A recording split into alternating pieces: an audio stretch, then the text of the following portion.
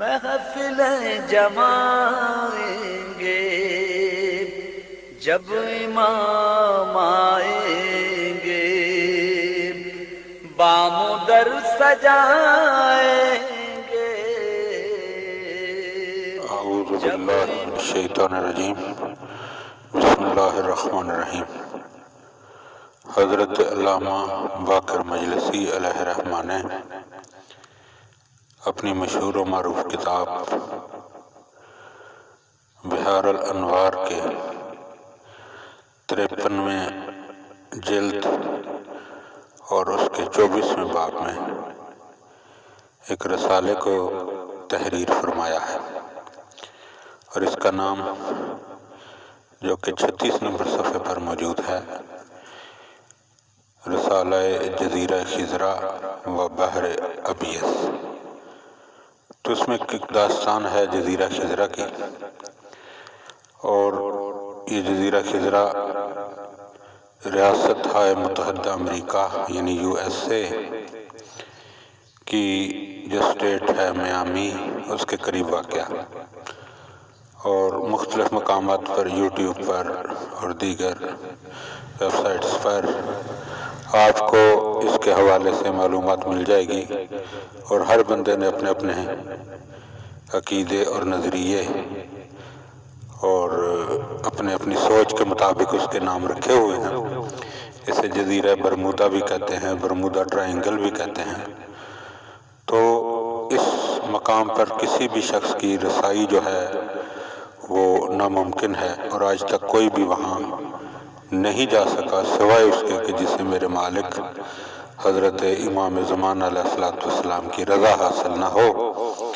تو اس جزیرے پر جانے والی ہستیوں میں سے ایک ہستی جناب شیخ زین الدین علی ابن فاضل ہیں، جنہوں نے یہ داستان جو ہے یہ خود بیان فرمائی ہے۔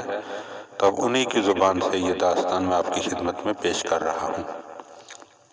اللہم صلی علی محمد و آل محمد۔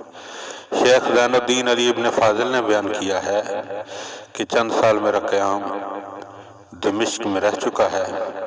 وہاں شیخ عبد الرحیم کے پاس علم اصول اور ادب پڑھا کرتا تھا، اور شیخ زین الدین علی مغربی سے علم قرات حاصل کیا کرتا تھا، جو 7 قراتوں اور بہت سے علوم صرف، نحو، منطق، معنی و بیان، اصول فقہ اور اصول کلام کے ماہر تھے۔ بہت نرم طبیعت اور صلح پسند واقع ہوئے تھے، اور ایسے نیک آدمی کہ کبھی کسی بحث مذہبی میں تعصب سے کام نہ لیتے تھے۔ جب کبھی مذہب شیعہ کا ذکر آتا تو کہا کرتے تھے کہ اس مسئلے میں علماء امامیہ کا یہ قول ہے، برخلاف دوسرے مدرسین کے کہ جو ایسے موقع پر یہ کہا کرتے تھے کہ رافضیوں کے علماء کا یہ خیال ہے۔ اسی بنا پر میں نے شیخ اندلسی مالکی کے سوا سب کے یہاں آمد و رفت ترک کر دی، پس انہی سے تحصیل علم حاصل کرتا رہا۔ ایک مرتبہ اتفاقاً ان کو دمشق شام سے مصر کے شہروں کی طرف جانے کی ضرورت پیش آئی۔ چونکہ مجھے ان سے ایک خاص محبت ہو گئی تھی، اس لیے مجھے ان کی جدائی اور انہیں میری علیحدگی جو تھی گراں تھی۔ بالآخر طے یہ پایا کہ میں بھی ان کے ساتھ سفر کروں۔ چنانچہ وہ مجھے اور دوسرے غریب طلباء کے ہمراہ لے گئے۔ جب ہم مصر کے مشہور شہر قاہرہ پہنچے تو جامع ازہر میں ہمارا قیام ہوا، اور وہاں بہت دنوں تک درس و تدریس کا سلسلہ جاری رہا، اور شیخ کی خبر آمد کو سن کر علماء و فضلاء شوق ملاقات کو آتے اور علمی فیض سے مستفید ہوتے رہے۔ 9 ماہ تک وہاں بڑا خوشگوار علمی ماحول رہا۔ یک قافلہ اندلس سے وارد ہوا، اور ان میں سے ایک شخص نے ہمارے استاد کو ان کے والد کا خط دیا، جس میں لکھا تھا کہ میں سخت علیل ہوں اور دل چاہتا ہے کہ تمہاری صورت دیکھ لوں، لہذا جلد پہنچو۔ تاخیر نہ کرنا تاکید ہے۔ اس خط کو پڑھ کر شیخ اس قدر بے چین ہوئے کہ رونے لگے اور فوراً سفر کے لیے آمادہ ہو گئے۔ ہم چند طلباء بھی ان کے ساتھ روانہ ہوئے۔ جب اندلس کی پہلی بستی میں پہنچے تو مجھے ایسا شدید بخار آیا کہ مزید حرکت کرنے کے قابل نہ رہا۔ میری یہ حالت دیکھ کر شیخ اندلسی فرط محبت سے رو دیے اور کہنے لگے کہ تمہاری جدائی مجھ پر شاق ہے، مگر کیا کروں، مجبور ہوں کہ سفر جاری رکھوں۔ چنانچہ اس بستی کے خطیب کو 10 درہم دیے اور میری اعتماد داری کی ہدایت کی اور کہا کہ صحت کے بعد اس کو میرے پاس پہنچا دینا، اور مجھ سے بھی انہوں نے آنے کا وعدہ لیا۔ یہ انتظام کر کے وہ اپنے وطن کی طرف روانہ ہو گئے، جہاں کی مسافت دریائی راستے سے 5 روز کی تھی۔ شیخ کی روانگی کے بعد 3 دن تک شدت مرض میں پڑا رہا۔ جب بخار سے افاقہ ہوا اور طبیعت کسی قدر بہتر ہوئی تو ایک روز میں اپنی قیام گاہ سے باہر نکلا، ذرا اس بستی کو گھوم پھر کر دیکھو۔ اندلس کی اس بستی کے گلی کوچے میں گھومتا پھرتا میں ایک ایسی جگہ جا پہنچا جہاں ایک قافلہ دریائے مغربی کے ساحلی کے پہاڑوں سے آیا ہوا تھا۔ یہ لوگ اون اور روغن وغیرہ فروخت کرتے تھے۔ میں نے ان کے بارے میں معلومات فراہم کی تو پتہ چلا کہ یہ لوگ علاقہ بربر کے قریب سے آئے ہیں اور وہ علاقہ رافضیوں کے جزیرے سے متصل ہے۔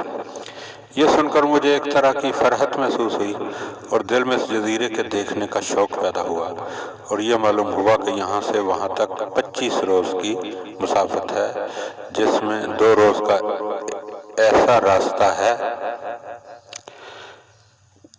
کہ دوران راہ نہ کوئی آبادی ہے اور نہ ہی پانی دستیاب ہوتا ہے۔ لیکن اس سفر کے بعد دیہات کا سلسلہ شروع ہو جاتا ہے۔ چنانچہ میں نے اس قافلے والوں میں سے ایک شخص سے اس غیر آباد اور بے آب و گیاہ سفر کے لیے ایک گدھا 3 درہم کرائے پر لے لیا اور اس قافلے کے ساتھ روانہ ہو گیا۔ اس سفر میں آبادی کے مقامات پیدل طے کرتا ہوا چلا جا رہا تھا کہ معلوم ہوا کہ اب رافضیوں کے جزیرے تک پہنچنے کے لیے 3 دن کی راہ مسافت باقی ہے۔ یہ سن کر میں بلا توقف ہمت کر کے تنہا اس کی طرف کو چل پڑا۔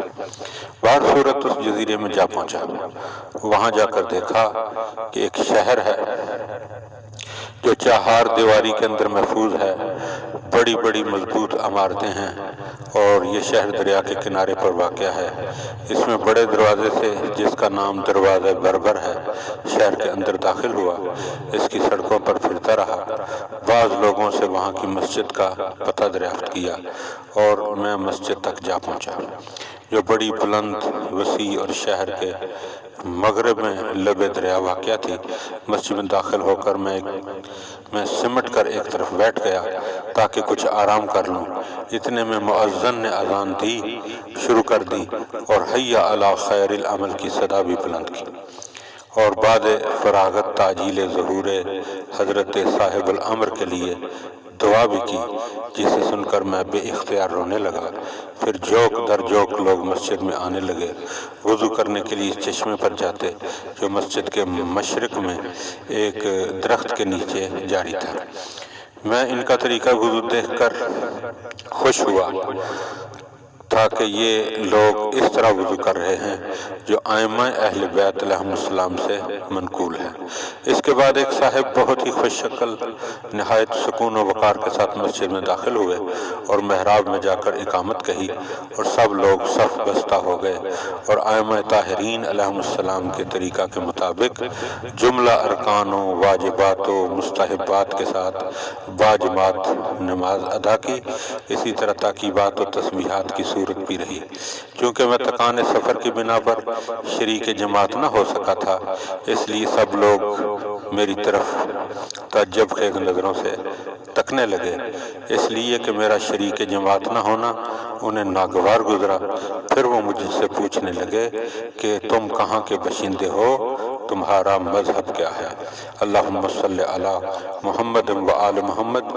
اس داستان کا بقیہ حصہ اگلے پارٹ میں جو ہے وہ بیان کیا جائے گا۔ دعا ہے کہ خداوند عالم ہمیں مولا کی معرفت نصیب فرمائے۔ حال غم سنائیں گے جب امام آئیں گے، زخم دل